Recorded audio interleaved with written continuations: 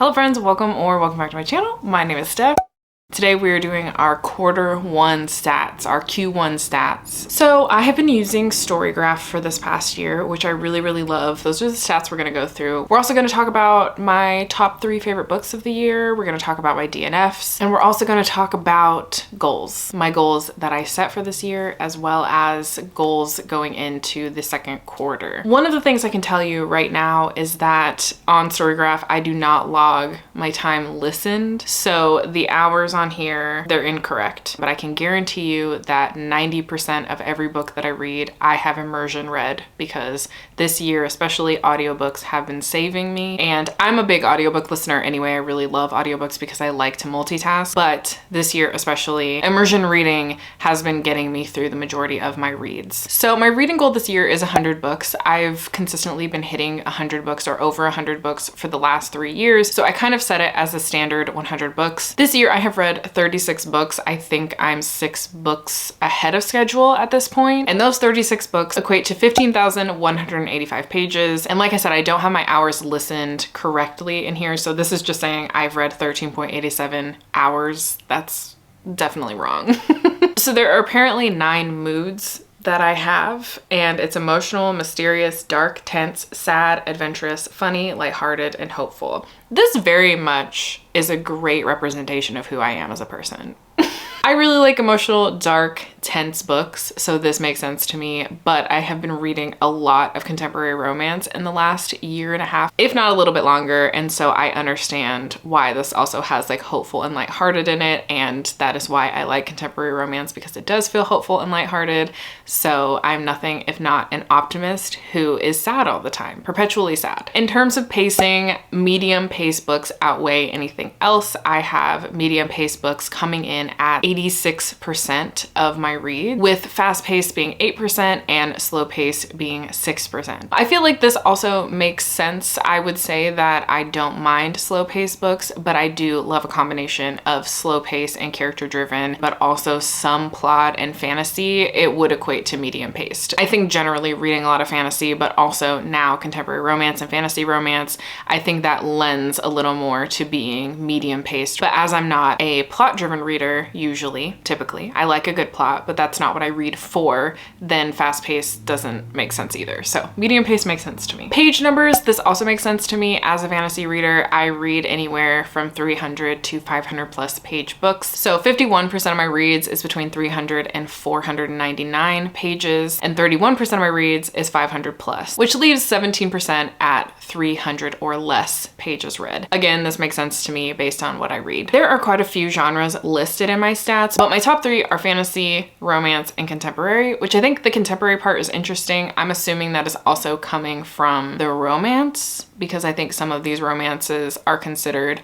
more contemporary or literary fiction romances. And I'm right, because you can click into it and it's showing a bunch of contemporary romances. So, okay, that makes a lot more sense. In terms of the genre that I've read the least this year, 2 of them are not surprising, and that's science fiction and thrillers. I don't gravitate towards those very often. My thrillers usually are like the YA ones, but I don't read straight up thrillers very often. It takes a lot for me to pick up a thriller for some reason. I don't know why I don't gravitate towards them. I think it's because I am a character-driven reader, and so obviously a thriller is not focused too much on character growth or development because they're just going through this really intense time.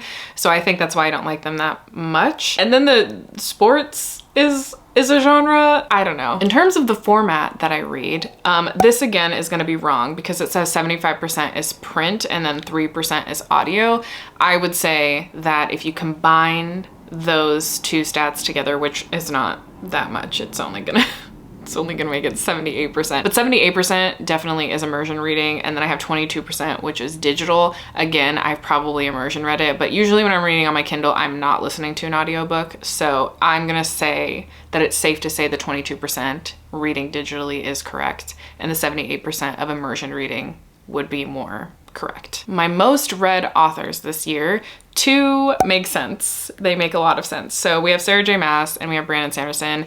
These two I am doing read-alongs for both of these authors. And then J. Bree, I have read 3 books by her, 2 of which were novellas and then a full-length book. And then Lila Sage, who's the author of Done and Dusted, I read both of those books back to back. My average rating this year is a 3.71. This also checks out for me. I've been giving out a lot of 3 stars this year and I have only had 2 5-star reads this year, so it's not looking good for us besties. But I have hope, and that's the optimistic side of me talking, that the springtime and summer are just gonna bring a lot of really good reads, especially because spring and summer give a lot of really good vibes. And then we're going into fall. And fall, my favorite time of the year. Also, I've been looking back on this. If you want a stat about my life and my mental health, I've been looking back on this randomly only because now that I make videos and I've been making them for the last like 2.5, almost 3 years, I can look back at things like this. January through April, my worst reading months, my worst mental health months. I tend to go into a reading slump. I've seen it time and time again with my content. When I look back at things that I've made around this time of year, it's the same thing. I'm in a reading slump. I'm burnt out. I don't know what it is about the beginning of the year other than like seasonal depression on top of regular depression. So I think it's safe to say this is a trend because the last 3 years that I've made content in April, I'm kind of just feeling the same thing. I even made a reel at one point when I was actually making reels on Instagram, and it was April and I was talking about burnout. So that is a stat for you that no one asked for. Now getting into the books that I DNF'd this year. One was A Study in Drowning by Ava Reed. I haven't had the best of luck with Ava Reed in general. I did try to read The Wolf and the Woodsman and I ended up DNFing that one as well. And A Study in Drowning, I DNF'd this one. I DNF'd this one at 40%. I was really forcing myself through it when I was reading it because it was a book club selection. So I was kind of just forcing my way through it to try to finish it. And I realized what purpose would that serve? It wouldn't make a good conversation. So I decided to DNF it. Very sad, but like I said, I haven't had the best of luck with Ava Reed. I do have the Juniper and Thorn book, and that will be kind of my last opportunity for Ava Reed just because I do own it. And then sadly, I DNF'd this next one twice. I just really wanted to love it, especially because of the hype, but When the Moon Hatched just did not work for me. I felt like my brain was being flayed alive because of the writing. So this was one that I DNF'd at like 45%, almost 50% in, and I tried it twice. The second time I got 20% in and I was like, okay, nothing is changing in terms of my enjoyment.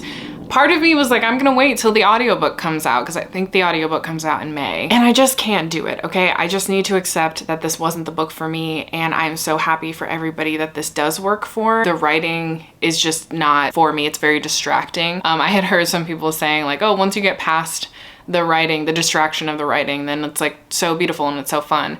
And I'm like, I'm sure it is, because the story was very, very interesting, especially at the beginning. It started out really, really promising, because for the first 15%, I would say I was really, really enjoying it, but I just kept getting taken out of the story by the writing. So unfortunately, this was a DNF for me. But on to the good stuff, the 3 books that I absolutely loved this year. I gave 2 of them 5 stars, 1 of them a 4.5 stars, and I haven't been able to stop thinking about these 3 books. So I mean, clearly, if you've been around my channel for a while, you know that I love Robin Hobb. I finally finished the entirety of The Realm of the Elderlings. So the last book in the Fitz and the Fool trilogy was my first 5-star of the year and has to be one of my top books of the quarter, which will probably be one of my top books of the year. It was just such a wonderful ending. I'm so happy with how it ended, especially because Robin Hobb is not the best at endings, at least in the previous trilogies.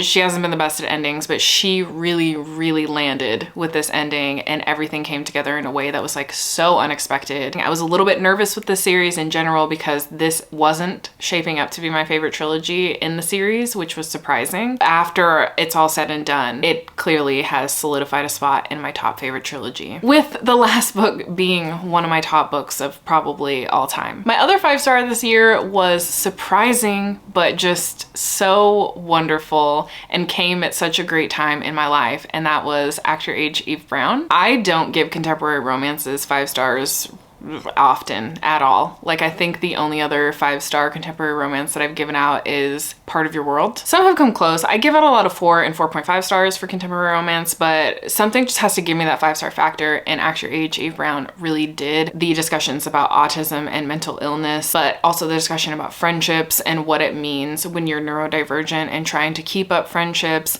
as well as just the way that they really understood each other and the acceptance between the two of them. It was just a really beautiful read, and I had to give it 5 stars because I was sobbing at so many parts, but I also felt really, really seen in this book, and I just wasn't expecting it. So it came in at the perfect time. I ended up giving it 5 stars, and it's definitely one of my top books of the quarter. And then lastly, I ended up giving this a 4.5 stars, but I might bump it up to 5 stars because I think about it a lot, and that is Natural Beauty. This is a social, like, body horror about the beauty industry, so it's making a lot of commentary on the beauty industry and the wellness industry as a whole, and especially the racism and the whitewashing that happens in this industry. And I loved all of the things that it had to say, but also it was just super weird and trippy, kind of like Bunny for me and Catherine House. And like, those are books that I think about all the time because who knows if I understood the full scope of those books. And I'm just constantly thinking about all of the weird shit that happened in Natural Beauty, and I really, really loved it. And it's kind of like Catherine House for me, where I wasn't sure if I liked Catherine House, but then it's all I could think about, and it just continued to grow on me. And like, I can't stop thinking about this book and all of the things that happened. So it had to be the top of the quarter. And then honorable mention, like my most surprising read of this year, The Rune of Kings was extremely surprising for me, and I ended up loving it. It's so chaotic and it's so unhinged, but I really, really loved the writing and the humor and the characters, and I'm very excited to move on with this series. So I'm excited to hopefully by the end of the year finish the series and it be a new top favorite. But yeah, I had to give it a little bit of a shout out because it was so surprising and fun, and I also gave this a 4.5 stars. And then my most disappointing book of the quarter, I can't say I've had like a lot of disappointing books or books that I've hated this year. A lot of them have just been average, but there's one that was disappointing, and that's simply because I think I just thought that I would love this author more as I got deeper into their backlist, and that is Brandon Sanderson. Well, I reread Mistborn. Mistborn I originally gave 4 stars. Upon reread, gave it another 4 stars, and then I read The Well of Ascension and I gave it a very low 3 stars. I really didn't enjoy this book, and I'm not actually shaping up to enjoy this series as a whole, which is very, very shocking for me. And the only reason this is going in the disappointing pile, I guess, because it's not just Well of Ascension, it's kind of Brandon Sanderson as a whole, because we read Elantris, we've read Mistborn, Well of Ascension, I'm about to start Hero of Ages, and nothing has really stuck out to me as being like, wow, Brandon's gonna be a new favorite author. And people really hype up the Mistborn series, and I'm not saying it's not good, I just feel that maybe because of the hype, it hasn't fully lived up to what I've been expecting. And it's not to say that I don't enjoy aspects of it, but it hasn't been a favorite so far, and I've been very, very disappointed, and I'm sad about it because I really love authors who have a huge collection of work that's in kind of a same world, I guess. So I was really hoping to love Brandon Sanderson. I'm still hoping that I will, because I've read things out of order. I did read The Way of Kings and I enjoyed The Way of Kings, but so far I'm not having the best time. So I would say my disappointment isn't just Well of Ascension, it's just Brandon Sanderson. So let's get into goals. Every single year, my goal is to read down my physical TBR. It's my #1 goal, and it's the goal that I focus on the most.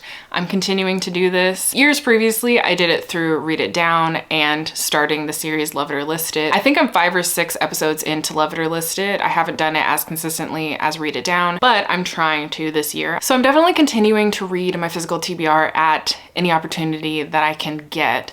But alongside that, this year specifically, I talked about wanting to buy less. Weirdly enough, I have been doing okay at this. There have been splurges where I like go and buy like 4 or 5 books at a time. But I think overall, in the last 2 years, just generally, my book buying has gone down significantly. My excitement for new releases has gone down significantly, but my excitement for reading like backlist things has gone up.